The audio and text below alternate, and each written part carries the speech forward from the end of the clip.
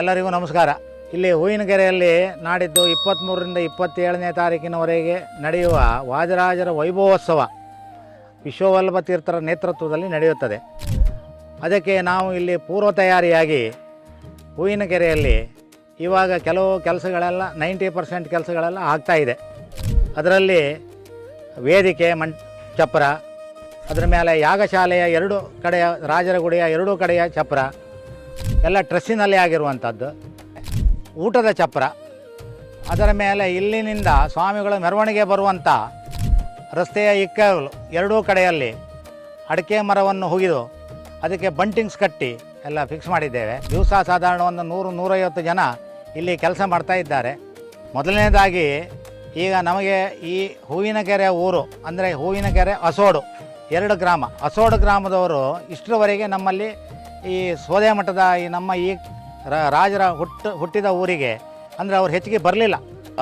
ಇವಾಗ ಏನಾಗಿದೆ ಕೇಂದ್ರ ಈ ವೈಭವೋತ್ಸವದ ಕಾರ್ಯಕ್ರಮಕ್ಕೆ ಈಗ ನಿನ್ನೆಯಿಂದ ಒಂದು 50 ಜನ ಬಂದಿದ್ದಾರೆ.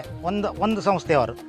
ಅವರು ಏನಕ್ಕೆ ಅಂದರೆ ಇಲ್ಲಿನಿಂದ ನಮ್ಮದು ಅಲ್ಲಿ ಕ್ರಾಸ್ ಉಂಟಲ್ಲ, ಹೂವಿನಕೆರೆ ತಿರುವ ಕ್ರಾಸು, ಅಲ್ಲಿಯವರೆಗೆ ಬಂಟಿಂಗ್ಸು, ಕಂಬ ಒಗೆಯೋದು ಎಲ್ಲ ಕೆಲಸ ಅವರೇ ಪೂರ್ತಿ ಬಂದು ಫ್ರೀಯಾಗಿ ಮಾಡ್ತಾ ಇದ್ದಾರೆ.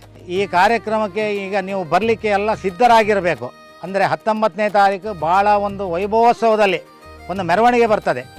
ಸ್ವಾಮಿಗಳನ್ನು ಅಂದರೆ ರಾಜರೇ ಅಲ್ಲಿ ಕೂತು ಇದರಲ್ಲಿ ನಮ್ಮ ಬರುವ ಒಂದು ಟ್ಯಾಬ್ಲೋದಲ್ಲಿ ಕೂತು ಮೆರವಣಿಗೆಯಲ್ಲಿ ಬರ್ತೇವೆ. ಸಾಧಾರಣ 1 ಗಂಟೆ ಮೆರವಣಿಗೆ. ಭಾಳ ಒಂದು ವೇಷಗಳು, ಆನೆಗಳು, ಕೀಲು ಕುದುರೆಗಳು, ತಟ್ಟಿರಾಯಿಗಳು ಇವೆಲ್ಲ ಉಂಟು. ಮತ್ತು ಸಾಧಾರಣ 1ರಿಂದ 1,500 ಜನ ಸೇರುವ ನಿರೀಕ್ಷೆ ಇದೆ. ಈಗ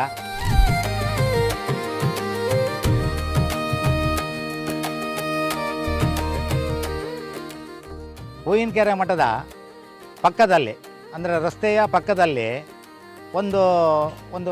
ಒಂದು ಫ್ಲೆಕ್ಸನ್ನು ಅಳವಡಿಸಿದ್ದೇವೆ.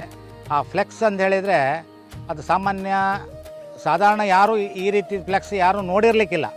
ಒಂದು ವಿಶ್ವೋತ್ತಮ ತೀರ್ಥರ ಫ್ಲೆಕ್ಸ್, ಅದರ ಮಧ್ಯದಲ್ಲಿ ಭೂತರಾಜರ ಫ್ಲೆಕ್ಸ್ ಎತ್ತರ, ಅದರ ನಂತರ ನಮ್ಮ ಗುರುಗಳು ವಿಶ್ವವಲ್ಲಭ ತೀರ್ಥರ ಒಂದು ಫ್ಲೆಕ್ಸ್, ಅದು 3 ಒಂದೇ ಇದರಲ್ಲಿ ಬಂದಿದೆ. ಅದು ಭಾಳ ಒಂದು ಚಂದದಲ್ಲಿ ಬಂದಿದೆ. ಅದು ಆದ್ದರಿಂದ ಅದನ್ನು ನೋಡಲಿಕ್ಕಾಗಿಯೇ ನೀವು ಬರಬೇಕು.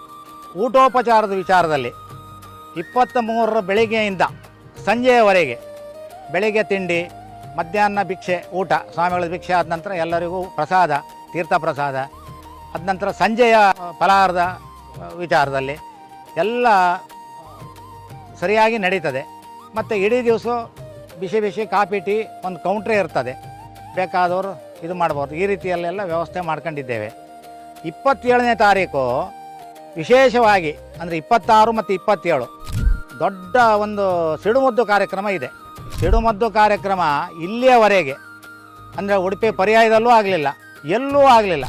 ಆ ಕಾರ್ಯಕ್ರಮ ಇಲ್ಲೇ ಪ್ರಪ್ರಥಮವಾಗಿ ಆಗ್ತಾ ಇರುವಂಥದ್ದು. ನಮ್ಮ ಕರ್ನಾಟಕದಲ್ಲೇ ಆಗಿರಲಿಕ್ಕಿಲ್ಲ ಇಷ್ಟರವರೆಗೆ, ಇನ್ನು ಮುಂದೆ ಹೇಳಲಿಕ್ಕಾಗೋದಿಲ್ಲ. 19ನೇ ತಾರೀಕು ಆಗುವ ಮೆರವಣಿಗೆ 23ರಿಂದ 27ರವರೆಗೆ ನಡೆಯುವ ಕಾರ್ಯಕ್ರಮ. ಈ ಕಾರ್ಯಕ್ರಮಕ್ಕೆ ತಾವೆಲ್ಲರೂ ಸಕುಟುಂಬ ಸಮೇತರಾಗಿ ಇಡೀ ನಮ್ಮ ಕರ್ನಾಟಕದಲ್ಲಿ ಇರುವ ಎಲ್ಲ ಜಾಗದ ಜನರು ಅಂದರೆ ಎಲ್ಲ ಊರಿನ ಜನರು ಈ ಕಾರ್ಯಕ್ರಮಕ್ಕೆ ಬರಬೇಕಂತ ಕಳಕಳಿಯಿಂದ ವಿನಂತಿಸಿಕೊಳ್ಳುತ್ತೇನೆ.